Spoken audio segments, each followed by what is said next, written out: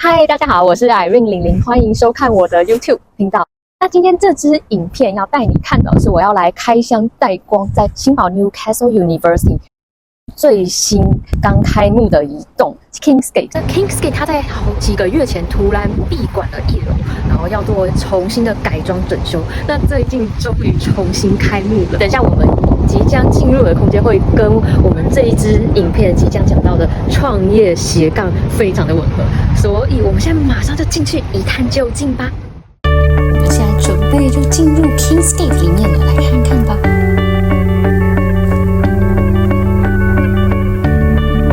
首先呢，就进到里面，就可以看到 Newcastle University 柜台。然后原来里面改造的就是一个 Startup Space 的这种新创的空间基地。所以现在目前这里会是一些像是公共空间啊，然后都会有插座提供学生使用。那这个就是 Startup Space 的空间，它是给就是目前的学生有创业点子或者是想创业，甚至是毕业后2年内的学生都可以在这里使用资源。然后这里就是一个就是讲座舞台的空间，会举办一些像新创的活动啊讲座。跟这些就是讲新创者的工作室。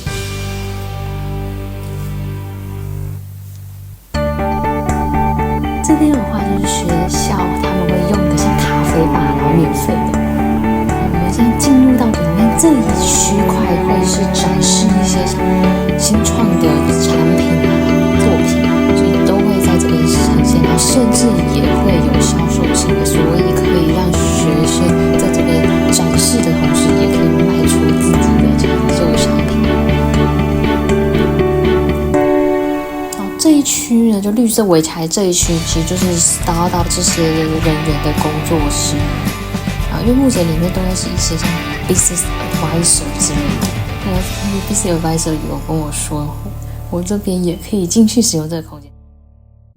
其实我觉得我自己跟新创或者创业这个主题其实的渊源，其实从我大学的时间受到蛮大的影响。国立台北大学的时候，然后刚好学校新规划了一个叫做创中心的地方，也就是北大那时候推广就是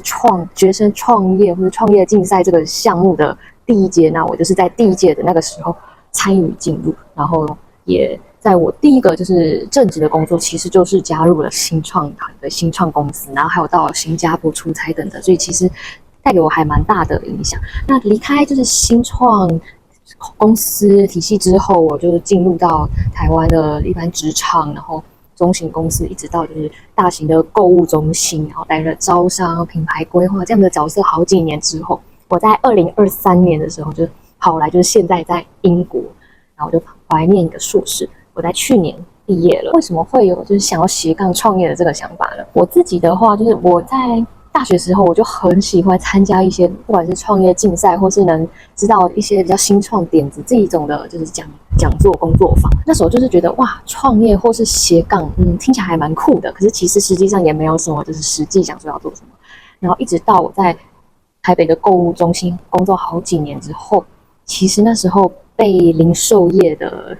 影响还蛮大，也就是我非常热爱自己的专业，就是品牌、零售、时尚啊，跟商业点子这方面，都让我觉得说，其实自己会有一点小梦想，是可以说，即使我有工作，可是我一边也能做自己，就是利用自己喜欢、兴趣、专业的事情，变成个人的自己的品牌或是小事业等等。所以来到英国后，大家就是如果有看我前面的 YouTube 几集的话，应该都知道，就我在留学时候，其实那时候就是专注于学校的一些玩乐啊、社团、留学生活这些的重点，一直到就是留学的阶段准备进入尾声，大家都开始担心论文。那我担心的也不只有论文，因为我是想要留下来就是找工作，所以那时候就是一边还非常焦虑的，就是一边在找工作。然后看到我就是前面的影片也可以，大家可以回顾一下，可以看到我就是真的毕业后一直到现在的工作历程，到底是经过了什么样的辛酸经历，跟一直到现在终于就是安稳稳定下来，然后有工作。大家都知道英国找工作不容易。那如果有在关注就是比较偏向政策动向的话，其实你应该会知道，上一周英国发布了最新的移民白皮书，是针对就是如果你是真的目标是想要移民或是拿永居权的人，要注意，因为其中一点他们有提到的是，如果你只要拿到 sponsorship work， 就是赞助工签这样的工作，只要待满5年，被赞助工签5年就可以申请永居。可是现在政策在考虑，虽然还没有完全定案，考虑将这个5年的时间变成10年，也就是你要被赞助工签工作10年，你才能拿到永居权。那我觉得这个其实对于外来者其实是一个非常辛苦的路，因为你要想看，你要一直被公司赞助工签，而且其实有被赞助工签的工作的人应该都知道，其实因为公司都会知道说你是非常需要就是有赞助签的工作，所以你的自由度没办法那么高，有可能会被公司无形的绑架，或是你也不能就是说想换工作就换工。其实如果你本身就是一个比较热爱自由，然后有一些创新点子，或是甚至也是有一点就是斜杠这样子角色的人，不妨你可以去查看。其实英国有推出一个叫做 Innovator Visa 创新者创业签，它就是提供给就是如果想要在英国有计划创业，然后你的创业的项目点子是可行，然后有拓展性、有发展性收益的话，就可以申请这个 Visa。那这个 Visa 它是最快3年你就可以申请永居，完全是给一些古灵精怪或是创新的人一个快速的通道，拿到就是英国的永居的身份。创业项目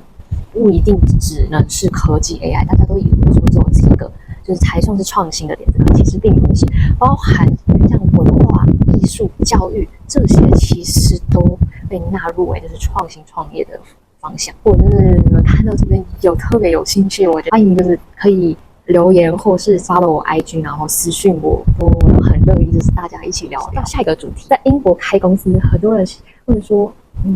这会有什么样的就是限制吗？资金或者你的你要准备你的口袋里面要有多深，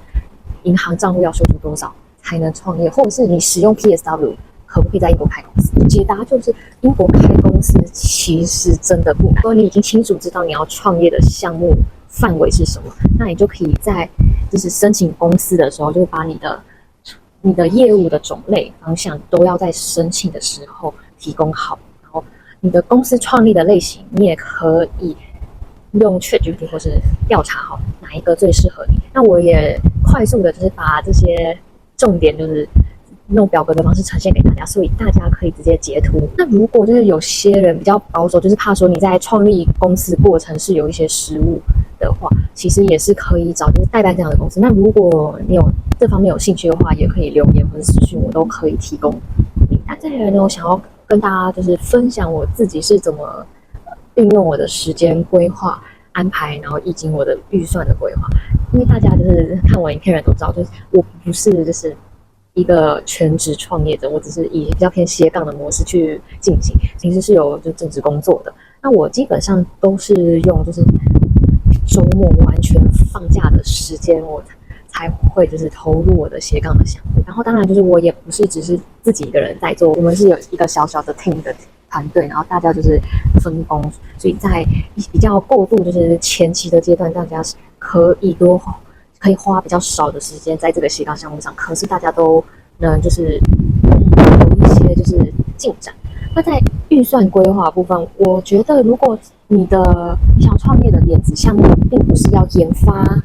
出一个完全新的产品，或者研发出一个全新的技术硬体的话，其实你的预算是可以压低很多的。因为对于就是想要投入大项目的创业者，他们其实基本上也是100%就是全职的投入，就是自己当老板那一种的。那以我们所说的这个斜杠，我觉得在起始就是预备预算的话，你就是拿出10万。如果你有10万这样子的空间预算的话，那就可以很好的起始一个项目。看你的就是预算能力能加能减。很多人都会想说，创业是一次就要就是在推出市场之前就要把全部的东西都完全的筹备跟计划，然后你的商业计划做 BC plan 完全都没有任何的把柄。其实跟你想的完全不一样。创业的话，其实很多时候是你原本只是想做一个 A 产品，可是到头来或是真正的盈利，然后在市场也接受的项目，反而变成一个 F 的产品或服务。也就是说，所以我觉得，如果你是想要小额创业的人，其实你在前期一边测试，你就一边要开始了解你的市场取向。所以说，如果这个项目它看起来是有可行性的，那也有你的小众的客户圈买单的话，那你的行销或者你的研发、你的创业的资金，你可以一点一点的每个月投入一些。那我觉得这个就有点像是，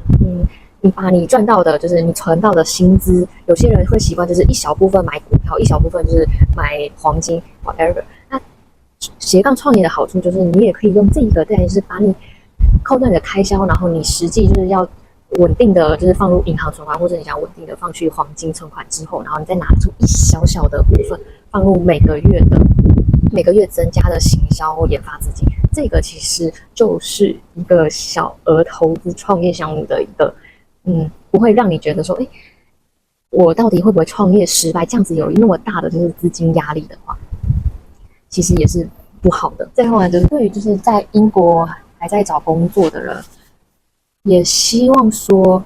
就是你们还是可以就是好好的坚持，或是真的不行的话，就是给自己一个停损，或是你不要把你的赌注全部都压在同一颗鸡蛋，放进同一个篮子。就像我前面好几次都是在讲找工作影片心路历程的话，应该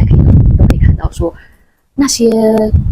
你看到就是网络上或是很厉害的人，他们一毕业就找到工作，或是甚至被公司赞助的人，真的是极少数。所以不代表你不好，而是我们在海外，我们的能力或是语言这些都会被放大检视，就是稳住你的心态，然后让自己可以比较灵活的先接受一个，不管是你觉得没那么理想的工作，再先求有再求好，我觉得还是都会是一个很棒的进展。也希望大家可以追踪我的频道，然后找到我的 IG， 我会持续的跟大家分享，不管是英国生活、职涯或者创业、斜杠这些事情。那我们下次见，我是海丽。